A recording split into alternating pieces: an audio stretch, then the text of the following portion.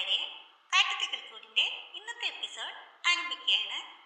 നീതുവിനെ അവളുടെ അമ്മ വഴക്ക് പറയുകയാണ് കേട്ടോ. പക്ഷേ ഹരീഷ് അങ്ങനെ പെരുമാറിയതിൽ അമ്മയ്ക്കും സഹോദരനും വളരെ സന്തോഷവുമാകുന്നുണ്ട്. സുഭാഷിനെ അവിനാശ് വീട്ടിലേക്ക് വിളിച്ചു കൊണ്ടുപോവുകയാണ്. അവിടെ വെച്ച് വിവാഹം മുടങ്ങിയതിനെ കുറിച്ചൊക്കെ സംസാരിക്കുന്നുണ്ട്. അപ്പോൾ വിവാഹം മുടങ്ങിയതിൽ വിഷമമുണ്ടോ എന്ന് ചോദിക്കുമ്പോൾ വിവാഹം മുടങ്ങിയതിലല്ല, ഹരീഷിന്റെ വിവാഹം നീണ്ടുപോകുമല്ലോ എന്നോർത്താണ് എനിക്ക് സങ്കടം എന്ന് സുഭാഷ് പറയുന്നു.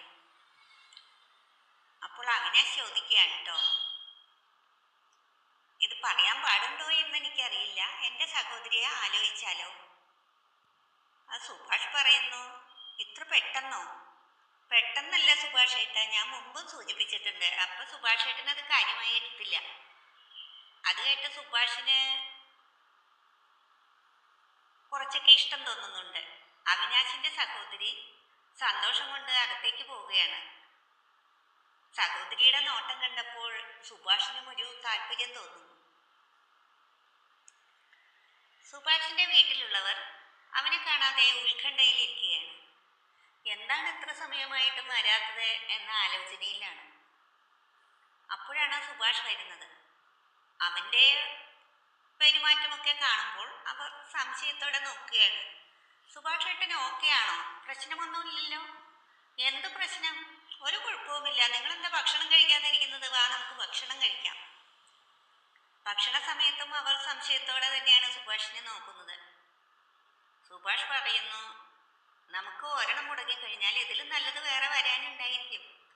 അതുകൊണ്ടായിരിക്കും അത് പോയത്. നിങ്ങളിരുന്ന് കഴിക്കൂ എന്ന് പറഞ്ഞ് സുഭാഷ് ഭക്ഷണശേഷം എഴുന്നേറ്റ് അച്ഛൻ്റെ അടുത്തേക്ക് പോകുന്നു. അച്ഛൻ സുഭാഷിന്റെ സന്തോഷം കണ്ട് സംശയത്തോടെ നോക്കുകയാണ്. എടാ, നീ എന്തോ ഒറ്റയ്ക്കിരുന്ന് ചിരിക്കുന്നത്? നീ പോയി കിടന്ന് ഉറങ്ങ്.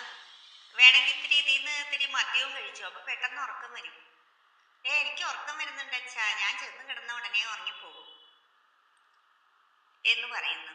സുഭാഷ് അവിടെ ഇരുന്ന് അവിനാശിന്റെ സഹോദരിയുമായിട്ടുള്ള രംഗങ്ങൾ സ്വപ്നം കാണുകയാണ്. അതെല്ലാം ഓർത്ത് ചിരിക്കുന്നുണ്ട് കേട്ടോ. അപ്പോൾ അച്ഛൻ ചോദിക്കുകയാണ്, എടാ നിനക്ക് എന്തെങ്കിലും കുഴപ്പമുണ്ടോ? സുധീഷിനെ കൊണ്ട് നിന്നെ ഡോക്ടറെ കാണിക്കട്ടെ? അതിന് ചിരിയായിട്ട് മറുപടി കൊടുത്ത് സുഭാഷ് എഴുന്നേറ്റ് പോവുകയാണ് കേട്ടോ.